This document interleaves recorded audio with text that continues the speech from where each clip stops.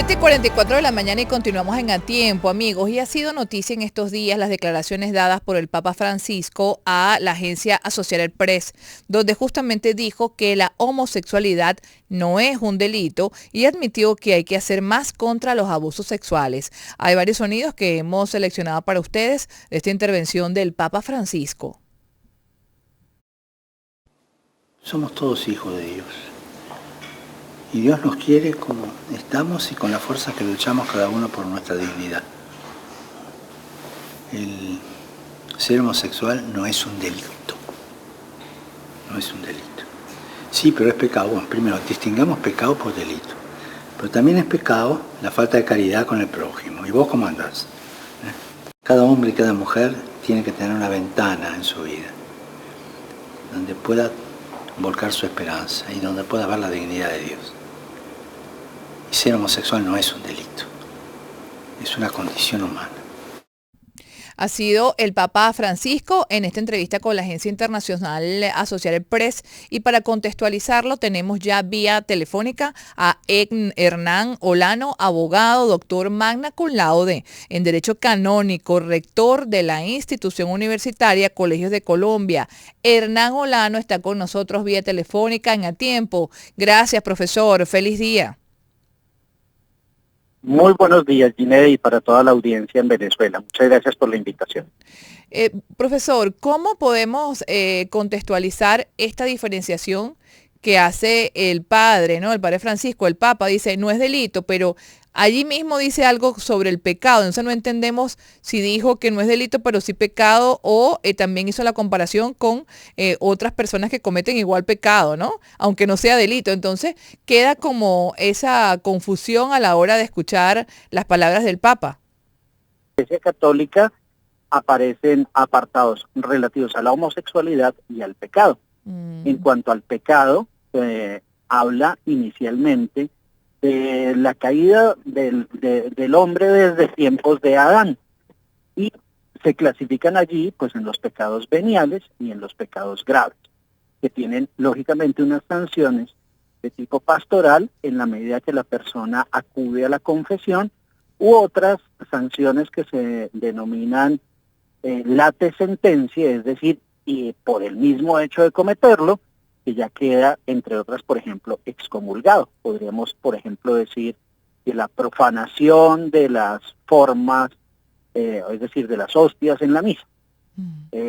Estas otras tienen una sanción ferende sentencia, es decir, requieren que la persona haya cometido un acto repetitivo y por eso tendrán una sanción que será, en este caso, pastoral. Entonces tendrá usted 5 Padre Nuestros, 3 Ave Marías, etc. Por otro lado, en cuanto a la homosexualidad, más adelante el Catecismo de la Iglesia Católica se refiere a ella en 3 numerales. Y esos 3 numerales pues están en contra de la castidad y de la integridad del cuerpo como tal, en esa parte del Catecismo. ¿Qué quiso decir el Papa Francisco sobre el particular?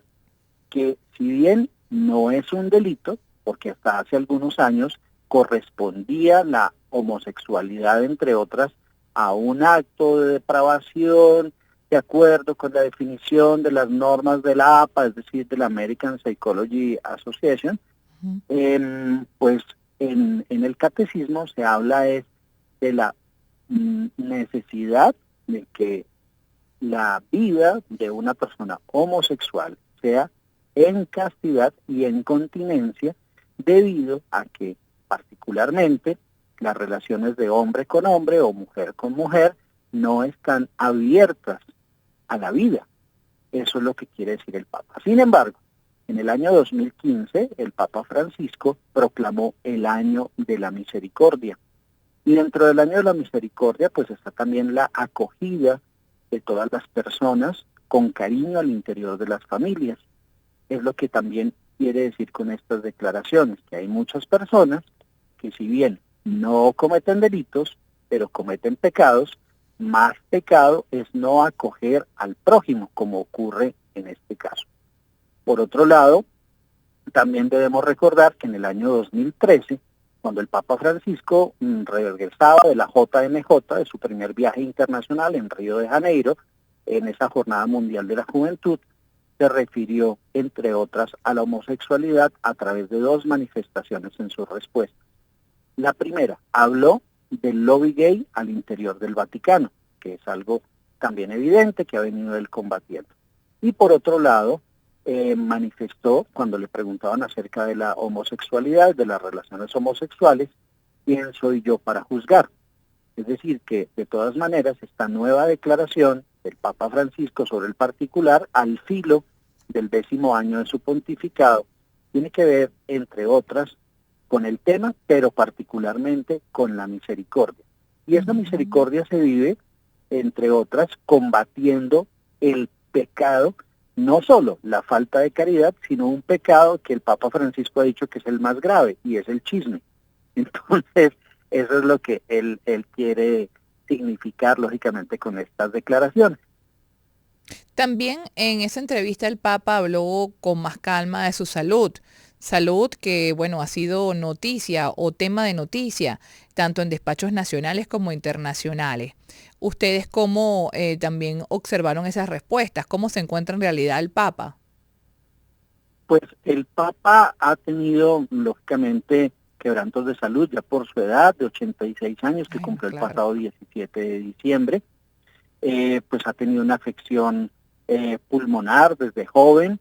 El año antepasado ya fue operado del colon.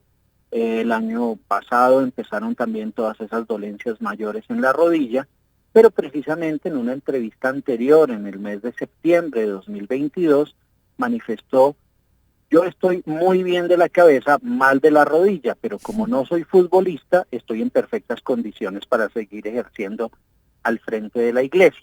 Claro, lógicamente después se produce el 31 de diciembre el fallecimiento del Papa Benedicto XVI, y todas las personas empiezan: ¿estará próximo a renunciar Francisco?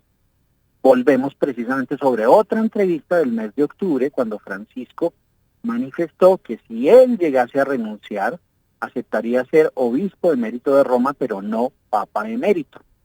Posteriormente, y que también lo volvió a repetir en esta entrevista de la Associated Press.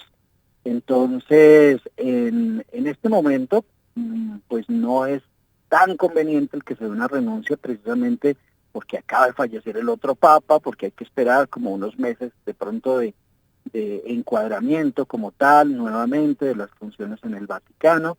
Muchos de los denominados papables han llegado en estos días a los 80 años, entonces tendrá el Papa que concretar, lógicamente, quién va a ser el grupo de sus electores. En este momento, de los 120 cardenales que son electores, pues ya hay 3 cupos que se han producido en este último mes, prácticamente. El último, el del cardenal Madariaga, de Honduras, que cumplió 80 años recientemente y que ya fue relevado del cargo ayer, nombrándose un sacerdote que será elevado, lógicamente, a la dignidad de arzobispo de Tegucigalpa, pero quedándole otros cupos, disminuyendo también los cupos de los cardenales creados por Juan Pablo II y por Benedicto XVI. Lo que tiene que hacer Francisco precisamente es allanar el camino de los que serán los electores, y que, creados por él, pues lógicamente pueden elegir un papa que sea de la misma línea. No pueden elegir ni ser candidatos a ser elegidos si tienen más de 80, ¿no? Podrían serlo. Incluso es que la norma de la Universi Dominici Gregis, que es la Constitución Apostólica sobre la elección de los papas, que fue expedida en 1992 por Juan Pablo II, y en concordancia con el Código de Derecho Canónico, establece que para ser papa, lo único es que tiene que ser varón, soltero, bautizado. Entonces, podría ser de pronto el curita de cualquier parroquia, elevado papa, pero en ese momento tiene que ser consagrado obispo. Y no hay un límite en cuanto a la edad. Eventualmente, pues alguno de estos cardenales eméritos, por ejemplo, podría ser llamado al pontificado, pero sería eventualmente un pontificado también conocido como se conoce en su momento el de Benedicto, de transición, que si bien duró 8 años, él luego estuvo 10 años más, prácticamente, por un par de meses, como papa emérito. Entonces, pues ahí hay muchos candidatos, desde el cardenal salesiano exorcista, que está en Timor Oriental, que tiene 56 años, joven, hasta pues los que estén en los 80 años. Sí, este fue elegido el año pasado precisamente. Bueno, Héctor, muchísimas gracias. Un tema sumamente interesante. Nosotros en América Latina, que la mayoría profesamos en la fe católica, siempre estos temas nos interesan y también nos importa lo que diga el Papa Francisco. Por eso también es tan importante contextualizar y entender bien sus palabras. Muchísimas gracias por haber estado con nosotros. Era Hernán Olano, abogado, doctor magna cum laude en Derecho Canónico, rector de la Universidad, institución universitaria, Colegios de Colombia. Vamos a una nueva pausa en A Tiempo.